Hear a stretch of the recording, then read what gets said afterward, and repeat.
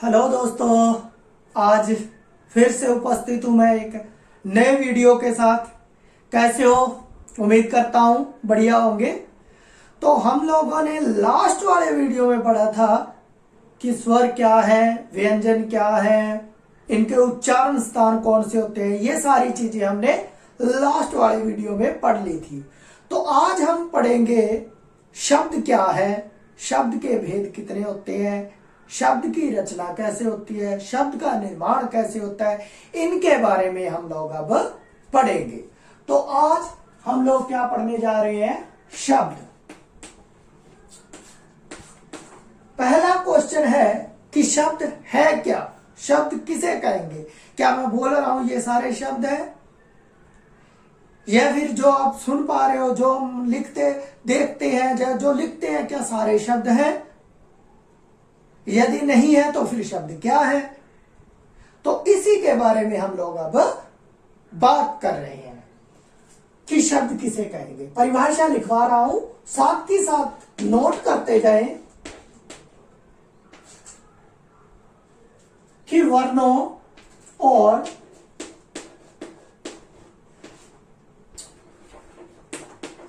ध्वनियों, वर्णों और ध्वनियों के सार्थक, बस ये एक ही शब्द है इसमें, सार्थक रूप, वर्णों और ध्वनियों के सार्थक रूप को शब्द कहते हैं।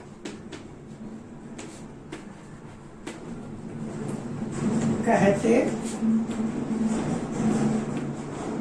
हैं। बस ये हमारी परिभाषा है। अब सार्थक क्या है? ठीक है, सार्थक का अर्थ होता है जिसका कोई निश्चित अर्थ हो। क्या हो? निश्चित अर्थ। ठीक है, जैसे मैं यहां पर लिखता हूं कमल। अब जैसे ही मैंने कमल का नाम लिया तो आपके दिमाग में एक पिक्चर अपने आप छपी कि कमल क्या होता है, एक इस तरह का फूल होता है। ठीक है, आया दिमाग में। अगर मैं लिखता इसको कलम, तब भी आपके दिमाग में एक ऐसी पिक्चर आ जाती, पेन की, पेंसिल की, कलम की। ठीक है, लेकिन जब मैंने इसको लकम, लकम लिखा, जय कला, जय, फिर मैं लिखता हूं उसको लकम की जगह मलक। अब तुम्हारे दिमाग में कोई पिक्चर नहीं छप रही, क्योंकि ये शब्द है ही नहीं। जब शब्द ही नहीं है तो फिर इनका अर्थ क्या होगा? कलम का एक अर्थ था, कमल का भी एक अर्थ था, लेकिन इन दोनों शब्दों का मेरे पास कोई अर्थ नहीं है, और जिनका अर्थ नहीं है उनको हम क्या नहीं कहेंगे? शब्द नहीं कहेंगे। इसलिए मैंने लिखा कि सार्थक रूप हो। सार्थक का अर्थ जिसका एक निश्चित अर्थ है, कोई ना कोई अर्थ है। उम्मीद करता हूं ये बात आपको अच्छे से समझ आ गई होगी। अब दूसरा है कि शब्द के प्रकार कितने हैं या भेद कितने हैं। तो मैं यहां लिख देता हूं शब्द के। दूसरा प्रश्न हमारे पास बनता है भेद। मूलतः इसके 4 भेद होते हैं। सबसे पहला क्या है कि जब हमें पता चल गया कि शब्द ये होता है भाई, तो हमारे पास आता है कि इसकी उत्पत्ति कैसे हुई। पहला क्वेश्चन हमारा यही बनेगा कि इसकी क्या हुई, उत्पत्ति के आधार पर। पहला क्वेश्चन ही हमारा ये बनेगा, उत्पत्ति के आधार पर। ठीक है, पर। दूसरा, जब इसकी उत्पत्ति हो गई, ये पैदा हो गया, तो दूसरा आता है इसका अर्थ के आधार पर, अर्थ के आधार पर। जब उत्पत्ति भी हो गई और इसका अर्थ भी हो गया तो तीसरा आता है, फिर हम इसका क्या करेंगे, इसकी रचना के आधार पर, रचना के आधार पर, और अंतिम होगा प्रयोग के आधार पर, प्रयोग के आधार पर। यानी मूल हमारे ये शब्द के भेद है। तो आप इसका स्क्रीनशॉट ले लीजिए एक बार, फिर आगे करते हैं। हो गया? तो मैं अब इसको क्या कर देता हूं, रब कर देता हूं। देखो, अगर आप इसको अच्छे से समझोगे तो कहीं पर भी कोई दिक्कत नहीं आने वाली है आपको। ये आप मेरे से उम्मीद कर सकते हो कि मैं आपको कहीं भी शब्द में दिक्कत नहीं आने दूंगा। ठीक है? तो अब इसका पहला देखिए, पहला भेद कौन सा पढ़ा था हमने? उत्पत्ति के आधार पर, यही पढ़ा था। तो उत्पत्ति इसकी कहां हुई है? संस्कृत से हुई है। ठीक है? दो शब्दों के मेल से हुई है। जैसे मैं लिखता हूं यहां पर तत् धम सम,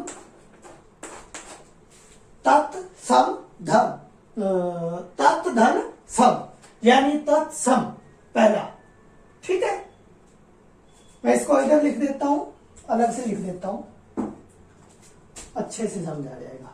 जैसे इसका पहला भाग है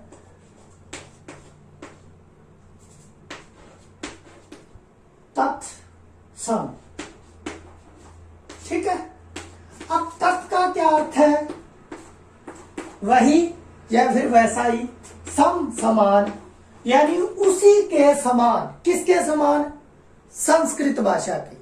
ठीक है? यानी जो संस्कृत भाषा में हमने शब्द वैसे के वैसे ही हिंदी में प्रयोग किए, उन शब्दों को हमने क्या बोला था? तत्सम शब्द। जैसे मैं लिखता हूं परिभाषा इसकी, तत्सम शब्द वे शब्द जो मूल भाषा, मूल संस्कृत लिख लो, चलो, मूल संस्कृत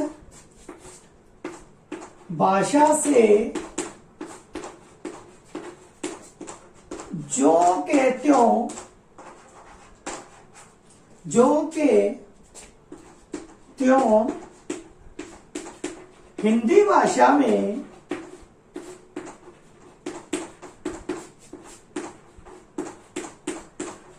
प्रयोग किए गए, प्रयोग किए गए उन्हें तत्सम शब्द कहा गया।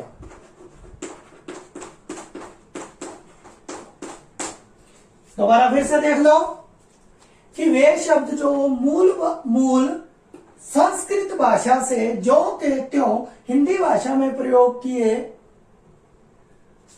गए उन्हें तत्सम शब्द कहा गया। जैसे अग्नि, ठीक है, अग्नि हो गया। अग्नि से और कौन कौन से शब्द हो गए? अग्नि हो गया, ग्रह हो गया, चक्षु हो गया। ठीक है? और लिख सकते हैं हम लोग अग्नि, ग्रह, चक्षु, नीर, ठीक है, और कार्य, प्रथम, ये सारे के सारे क्या है, संस्कृत भाषा के शब्द हैं, जो वैसे के वैसे ही हम क्या कर रहे हैं, हिंदी में प्रयोग कर रहे हैं जैसे प्रयोग संस्कृत में होते थे। तो आप अब इसका स्क्रीनशॉट ले लें। हो गया। अब देखिए दूसरा कौन सा है इसका, वो देख लीजिए। दूसरा है हमारे पास तद्भव। दूसरा कौन सा है, तद्भव, ठीक है। तद्भव का अर्थ क्या होता है, इसको भी आप देख लीजिए। तत् का अर्थ है विकृत, ये, और भव, ठीक है, यानी जिसका रूप विकृत होकर प्रयोग करें हम लोग, या फिर परिवर्तित करके। तो परिभाषा लिखिए इसकी कि वे शब्द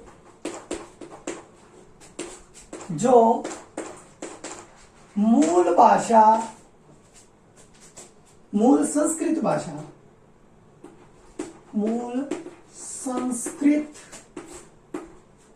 भाषा से रूप परिवर्तित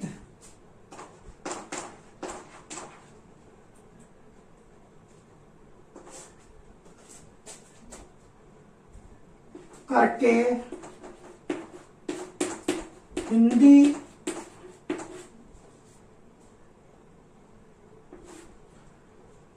वे शब्द जो मूल संस्कृत भाषा से रूप परिवर्तित करके या बदलकर हिंदी में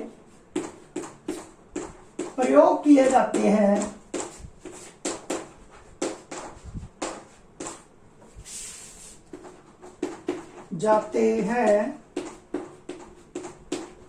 उन्हें तद्भव शब्द कहते हैं। कैसे?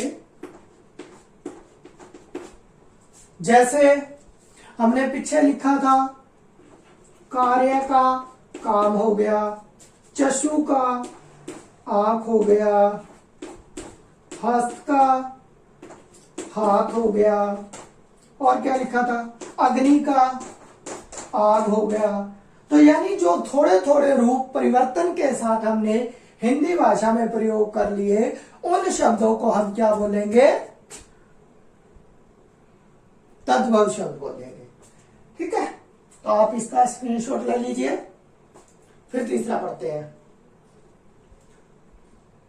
हो गया, चल तीसरा देखिए।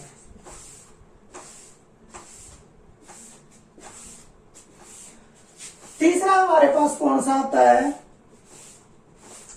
देशज शब्द। कौन सा? तीसरा है हमारे पास देशज।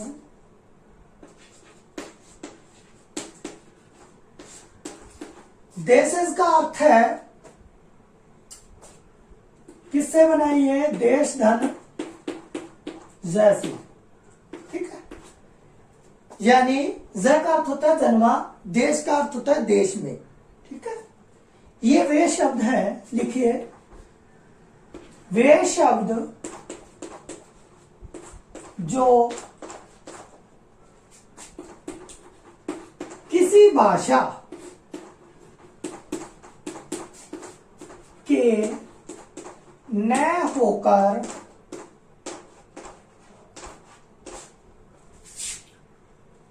आम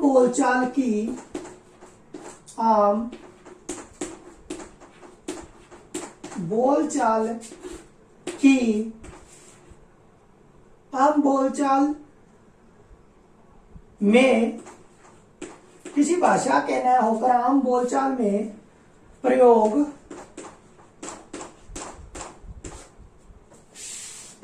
किए जाते हैं,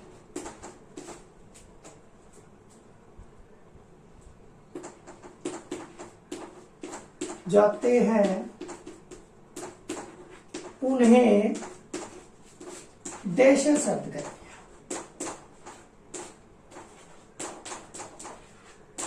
देशी शब्द कहते। देखो, ये देशी शब्द हम उनको बोलते हैं जो किसी भाषा के तो नहीं होते, लेकिन हम फिर भी उनको भाषा में क्या करते हैं, प्रयोग करते हैं। जैसे वे शब्द जो किसी भाषा के न होकर, भाषा के तो नहीं है, आम बोलचाल के हैं, लेकिन हम उनको भाषा में प्रयोग करते हैं। जैसे मैं लिखता हूं यहां पर पगड़ी, लोटा, साफा, ठीक है, ये सारे के सारे क्या है, देसी शब्द है, हमारी देशी भाषा के शब्द हैं। तो इसका शॉर्ट स्क्रीन ले लीजिए, स्क्रीनशॉट ले लो। हो गया? चल इस पर अब कर। अब हमारे पास एक बचता है अंतिम, वो भी देख लीजिए।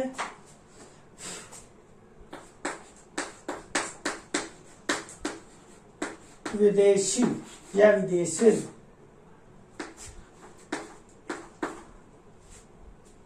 विदेशी शब्द कौन से हैं? विदेशी शब्द में भी हम क्या करेंगे, विदेश धन जय से बना हुआ है। विदेश का अर्थ होता है जो बाहर से, और जय का अर्थ जो जन्मा हुआ, ठीक है, जो बाहर से जन्मा हुआ भाषा का कोई शब्द हम अपनी भाषा में प्रयोग कर रहे हैं, उसको हम क्या बोलेंगे, विदेशी शब्द, ठीक है। वे शब्द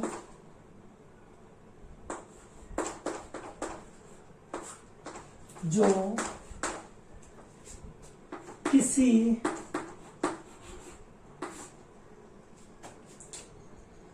विदेशी भाषा से लेकर हिंदी भाषा में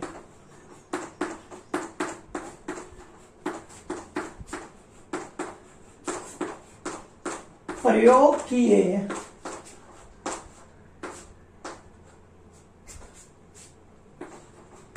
जाते हैं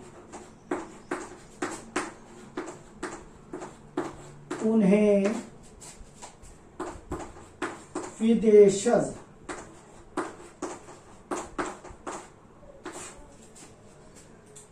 या विदेशी शब्द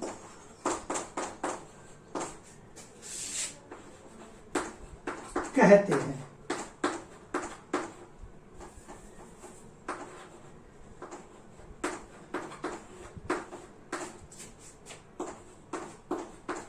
जैसे डच हो गया, अंग्रेजी हो गया, चीनी हो गया, तुर्की हो गया, खालिज हो गया, ठीक है, चक्कू हो गया, तांगा हो गया, रिक्शा हो गया, गाड़ी हो गया, ये सारे के सारे शब्द क्या है, हमारे विदेशी शब्द है, ठीक है, समझाया। तो ये थे, इसका स्क्रीनशॉट ले लीजिए एक बार।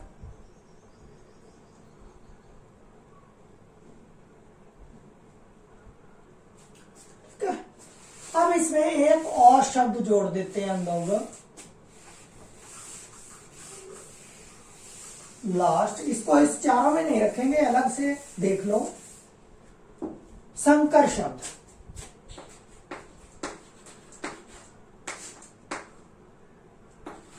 ये शब्द कौन से होते हैं? ये हिंदी भाषा में उन शब्दों को कहते हैं जो भिन्न भिन्न भाषाओं के मिश्रण से बने होते हैं, ठीक है। इनको हम लिखेंगे कि जो दो भिन्न भिन्न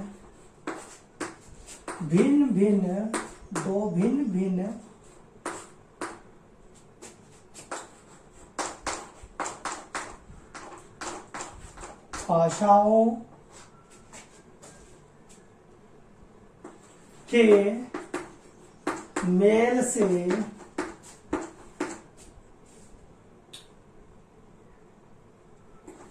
बनकर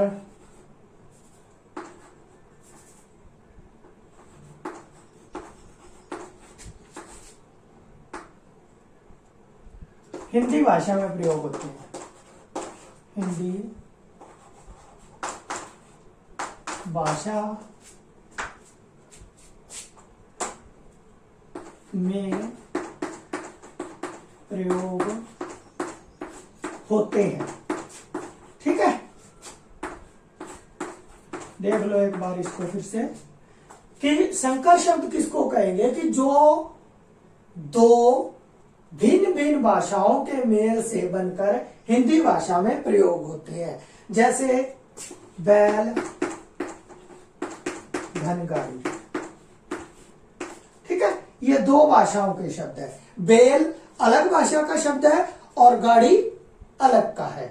ठीक है, इसी तरह रेल गाड़ी, रेल अलग भाषा का शब्द है, अंग्रेजी का हो गया, और गाड़ी हमारे हिंदी का हो गया। इसी तरह गुलाब जल, गुलाब फारसी का शब्द हो गया और जल हिंदी का हो गया। लिख देता हूं यहां गुलाब धन जल। ठीक है, तो गुलाब फारसी का हो गया और गुलाब फारसी का हो गया, और ये जल किसका हो गया?